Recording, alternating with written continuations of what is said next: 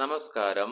Post market റിപ്പോർട്ടുകളിലേക്ക് സ്വാഗതം. ഇന്ന് August 28, 2025 വ്യാഴം. ഭീകരമായ യുഎസ് താരിഫിനെ തുടർന്ന് ഇന്നും തുടർച്ചയായി രണ്ടാമത്തെ ട്രേഡിംഗ് സെക്ഷനും നമ്മുടെ മാർക്കറ്റ് നഷ്ടത്തോടുകൂടി വ്യാപാരം അവസാനിപ്പിക്കേണ്ടതായിട്ട് വരികയുണ്ടായി. നമ്മുടെ മാർക്കറ്റില് മേജറായ എല്ലാ ഇൻഡസ്ട്രീസിലും ഗ്യാപ് ഡൗണോട് കൂടിയിട്ടുള്ള ഓപ്പണിംഗ് ആയിരുന്നു ലഭ്യമായിരുന്നതെങ്കിലും മാർക്കറ്റ് ഓപ്പണായി അധികം വൈകാതെ തന്നെ മാർക്കറ്റിൽ അതിശക്തമായ ഇടിവ് അനുഭവപ്പെട്ടെങ്കിലും അധികം വൈകാതെ തന്നെ നമ്മുടെ മാർക്കറ്റ് തിരിച്ച് കരകയറുന്ന കാഴ്ചയാണ് കാണുവാൻ സാധിച്ചതെങ്കിലും മാത്രമല്ല ഇന്നത്തെ നഷ്ടം ഒരു പരിധി വരെ നമ്മുടെ മാർക്കറ്റിന് ഇന്നൊരു ഘട്ടത്തില് മറികടക്കുവാനും സാധിക്കുകയുണ്ടായി. എങ്കിലും പിന്നീട് അവിടെ നിന്ന് വീണ്ടും മാർക്കറ്റ് ദുർബലപ്പെടുന്ന കാഴ്ചയാണ് ദൃശ്യമായത്. ഇന്നും തുടർച്ചയായ രണ്ടാമത്തെ ട്രേഡിംഗ് സെക്ഷനിലും നമ്മുടെ മാർക്കറ്റിനെ നഷ്ടത്തോടു കൂടി വ്യാപാരം അവസാനിപ്പിക്കുവാൻ കാരണമായത് പ്രധാനമായും 3 ഘടകങ്ങളാണ്. അവ എന്തൊക്കെയാണെന്ന് വിശദമായി തന്നെ നമുക്ക് ഈ വീഡിയോയിൽ ചർച്ച ചെയ്യാം. ഇന്ന് നിഫ്റ്റിയുടെ മന്ത്ലി എക്സ്പയറി ആയിരുന്നെങ്കിലും ഇത്രയും വലിയ നെഗറ്റീവ് ന്യൂസുകൾ ഇരിക്കെ നിഫ്റ്റിക്ക് ഇന്ന് 24,481 എന്ന ലെവലിൽ നിന്നും സപ്പോർട്ട് എടുക്കുവാൻ സാധിച്ചു. അതേസമയം 24,702 എന്ന ലെവലിൽ നിഫ്റ്റി ഇന്ന് റെസിസ്റ്റൻസും നേരിടേണ്ടതായിട്ട് വരികയുണ്ടായി. ഇന്ന് നിഫ്റ്റിക്ക് 211 പോയിന്റുകളുടെ നഷ്ടം നേരിടേണ്ടി വന്നെങ്കിൽ കൂടിയിട്ടും 24,500 എന്ന ലെവൽ ഡിഫെൻഡ് ചെയ്തുകൊണ്ട് ഈ മാസത്തെ എക്സ്പയറി നിഫ്റ്റിക്ക് പൂർത്തിയാക്കുവാൻ സാധിച്ചു. ഇന്ന് സെൻസെക്സിന് 705 പോയിന്റുകൾ നഷ്ടം നേരിടേണ്ടി വന്നപ്പോൾ ബാങ്ക് നിഫ്റ്റിക്ക് 630 പോയിന്റുകളുടെ നഷ്ടവും സംഭവിക്കുകയുണ്ടായി. ഫിൻനിഫ്റ്റിയിൽ ഇന്ന് 312 പോയിന്റുകളുടെ നഷ്ടം നേരിടുകയുണ്ടായി. ഇന്ന് മാർക്കറ്റിലുണ്ടായ നഷ്ടത്തെ തുടർന്ന് 838 കമ്പനികൾക്ക് മാത്രമേ NSEയിൽ നേട്ടത്തോടുകൂടി വ്യാപാരം അവസാനിപ്പിക്കുവാൻ സാധിക്കുകയുണ്ടായുള്ളൂ. അതേസമയം 1900 കമ്പനികൾ നഷ്ടത്തോടു കൂടിയാണ് വ്യാപാരം ഇന്ന് അവസാനിപ്പിച്ചത്. ഇന്ന് HDFC ബാങ്ക് 1.6% ഇടിവ് രേഖപ്പെടുത്തിയപ്പോൾ ഹിന്ദുസ്ഥാൻ യൂണിലെവർ 1.4% ഇടിവ് നേരിടുന്നതായിട്ടും ദൃശ്യമായി. ഇൻഫോസിസിന് ഇന്ന് 1.92% ഇടിവ് നേരിടേണ്ടി വരികയുണ്ടായി. അതേസമയം ഇന്ന് റിലയൻസിന് സ്ലൈറ്റ്ലി പോസിറ്റീവ് ആയിട്ടാണെങ്കിലും വ്യാപാരം അവസാനിപ്പിക്കുവാൻ ഇന്ന് സാധിക്കുകയുണ്ടായി. Shriram finance, HCL technologies, TCS, power grid corporation, Infosys തുടങ്ങിയ സ്റ്റോക്കുകൾ ഇന്ന് നിഫ്റ്റിയിൽ നഷ്ടം കൈവരിച്ചപ്പോൾ Titan company, L&T, Coal India, Asian Paints, Hero MotoCorp തുടങ്ങിയ സ്റ്റോക്കുകൾ ഇന്ന് നിഫ്റ്റിയിൽ നേട്ടം കൈവരിക്കുന്നതായിട്ടും കാണുവാൻ സാധിച്ചു. തുടർച്ചയായി രണ്ടാമത്തെ ട്രേഡിംഗ് സെക്ഷനിലും നമ്മുടെ മാർക്കറ്റിലെ അവസാനത്തെ 2 ട്രേഡിംഗ് സെഷനിലും അതിഭീകരമായ നഷ്ടത്തോടു കൂടിയിട്ടാണ് വ്യാപാരം അവസാനിപ്പിച്ചെങ്കിലും കൺസ്യൂമർ ഡ്യൂറബിൾസിന് തുടർച്ചയായി രണ്ടാമത്തെ ട്രേഡിംഗ് സെക്ഷനും കൺസ്യൂമർ ഡ്യൂറബിൾസിന് നേട്ടത്തോടു കൂടി വ്യാപാരം അവസാനിപ്പിക്കുവാൻ സാധിക്കുകയുണ്ടായി. ഈ സെക്ടർ ഒഴികെ ബാക്കി എല്ലാ മേഖലകളിലും ഇന്ന് നഷ്ടത്തോടു കൂടി വ്യാപാരം അവസാനിപ്പിക്കുന്ന കാഴ്ചയും തൽഫലമായി ദൃശ്യമാവുകയുണ്ടായി. അതേ തുടർന്ന് ഇന്ന് bank, IT, reality, FMCG, telecom തുടങ്ങിയ മേഖലകളിൽ 1% നഷ്ടം നേരിടുന്നതായിട്ടും കാണുകയുണ്ടായി. ബോർഡർ മാർക്കറ്റ്സിലും ഇന്ന് ഗ്രിപ്പ് നഷ്ടപ്പെടുന്ന കാഴ്ചയാണ് ദൃശ്യമായത്. BSE മിഡ് ക്യാപ്പിന് 1% നഷ്ടം ഇന്ന് നേരിടേണ്ടി വന്നപ്പോൾ സ്മോൾ ക്യാപ്പിന് 0.9% നഷ്ടവും നേരിടേണ്ടതായിട്ട് വരികയുണ്ടായി. ഇന്ത്യൻ രൂപ ഇന്ന് അമേരിക്കൻ ഡോളറിനെതിരെ 5 പൈസയുടെ നേട്ടം കൈവരിച്ചുകൊണ്ട് 87.63 എന്ന ലെവലിലാണ് വ്യാപാരം അവസാനിപ്പിച്ചത്.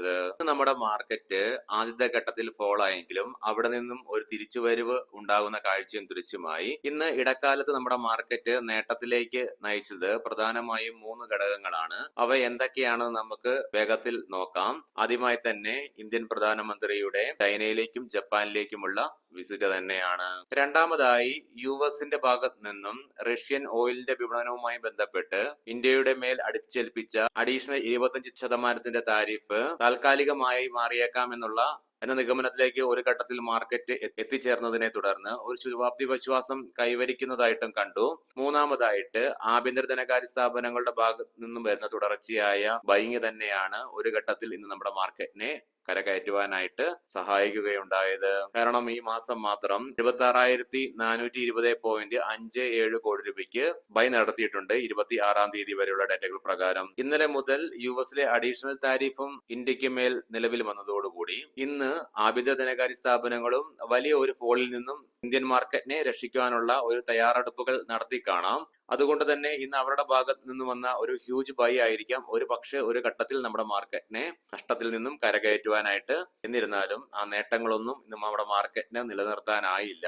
തുടർച്ചയായി 6ാമത്തെ ട്രേഡിംഗ് സെക്ഷനിലും PSU ബാങ്കുകളില് ഇന്നും ഇടിവ് അനുഭവപ്പെടുകയുണ്ടായി. ജ്വല്ലറി എക്സ്പോർട്ടേഴ്സ് ഇന്ത്യ ഗവൺമെന്റിന്റെ ഭാഗത്ത് നിന്നും ബെയിൽ ഔട്ടിനായിട്ടുള്ള പാക്കേജുകൾക്കായിട്ടുള്ള അപേക്ഷകൾ നൽകിയതിനെ തുടർന്ന് ഇന്ന് പല ജ്വല്ലറി സ്റ്റോക്കുകളിലും നേരിയ ഉയർച്ച ദൃശ്യമായി. മാത്രമല്ല apex frozen, Raymond life style തുടങ്ങിയ പ്രധാനപ്പെട്ട സ്റ്റോക്കുകൾ 50% നികുതി നിലവിൽ വന്നതിനെ തുടർന്ന് ഇന്ന് 5%-ലേറെ ഇൻട്രാഡേ ബേസിസിൽ ഇടിവും രേഖപ്പെടുത്തുകയുണ്ടായി. ഇന്ന് നമ്മുടെ മാർക്കറ്റിനെ നഷ്ടത്തിലേക്ക് നയിച്ച 3 പ്രധാനപ്പെട്ട ഘടകങ്ങൾ എന്തൊക്കെയാണെന്ന് നമുക്ക് ചർച്ച ചെയ്യാം.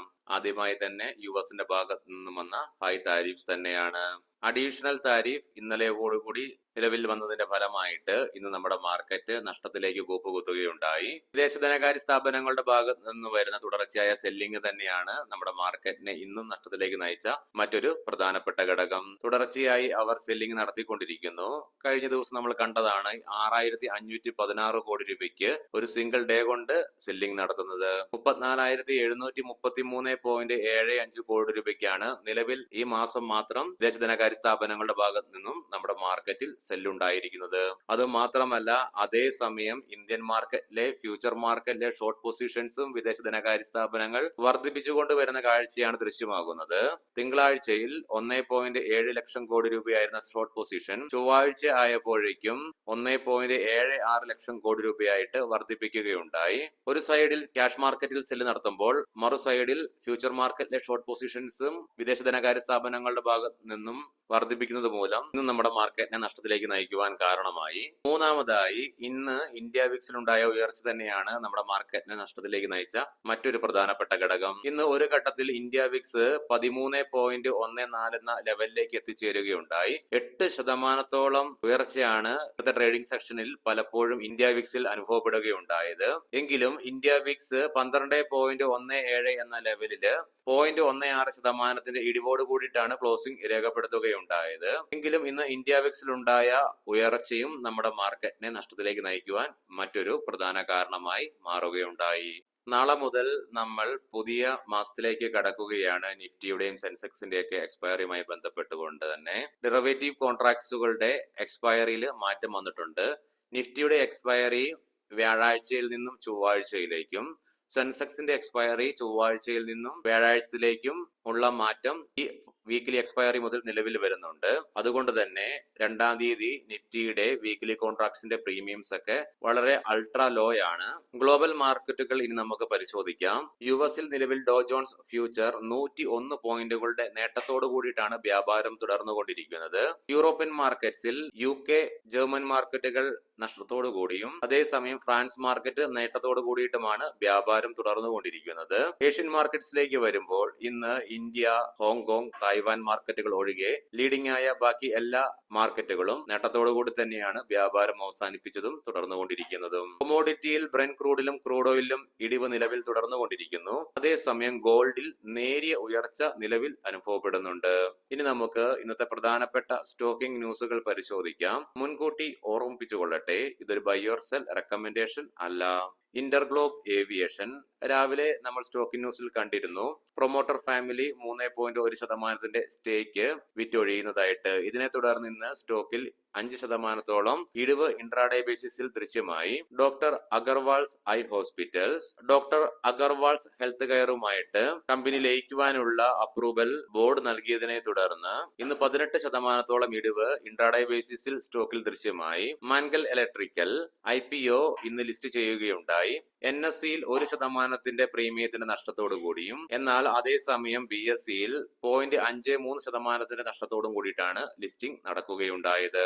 കോട്ടൺ സ്റ്റോക്സ് 2 ആഴ്ച മുന്നേ സെൻട്രൽ ഗവൺമെന്റിന്റെ ഭാഗത്ത് നിന്നും കോട്ടൺ ഇമ്പോർട്ടുമായി ബന്ധപ്പെട്ട 11% നികുതി സെപ്റ്റംബർ 30 വരെ എടുത്തു മാറ്റുകയുണ്ടായി. എന്നാൽ ഇന്ന് ധനമന്ത്രാലയത്തിന്റെ ഭാഗത്ത് നിന്ന് വന്ന പുതിയ പ്രഖ്യാപനങ്ങൾ പ്രകാരം സെപ്റ്റംബർ 30 നിന്നും ഡിസംബർ 31, 2025 ഈ ഡേറ്റ് നീട്ടി നൽകിയതായിട്ടുള്ള പ്രഖ്യാപനം വരികയുണ്ടായി. TCS പുതിയ AI transformation unit company setup ചെയ്യുന്നു എന്നുള്ള വാർത്തകൾ. പവർമെക് പ്രൊജക്ട്സ് 370.84 കോടി രൂപയുടെ ഓർഡർ അദാനി പവറിന്റെ സബ്സിഡിയറിയായ മഹാൻ എനർജൻ എന്ന കമ്പനിയിൽ നിന്നും ലഭിച്ചു എന്നുള്ള വാർത്തകൾ. ഹാറ്റ്സൺ അഗ്രോ പ്രോഡക്ട്സ് കമ്പനിയുടെ ആനുവൽ ജനറൽ മീറ്റിംഗിന്റെ ഭാഗമായി വന്ന തീരുമാനത്തെ തുടർന്ന് മിസ്റ്റർ സി സത്യനെ കമ്പനിയുടെ ഡയറക്ടറായിട്ട് റീ അപ്പോയിന്റ് ചെയ്യുന്നു എന്നുള്ള വാർത്തകൾ. ഏവർക്കും ശുഭരാത്രി നേരുന്നു. നാളെ രാവിലെ പ്രീ മാർക്കറ്റ് റിപ്പോർട്ടുമായിട്ട് കണ്ടുമുട്ടാം. നന്ദി, നമസ്കാരം.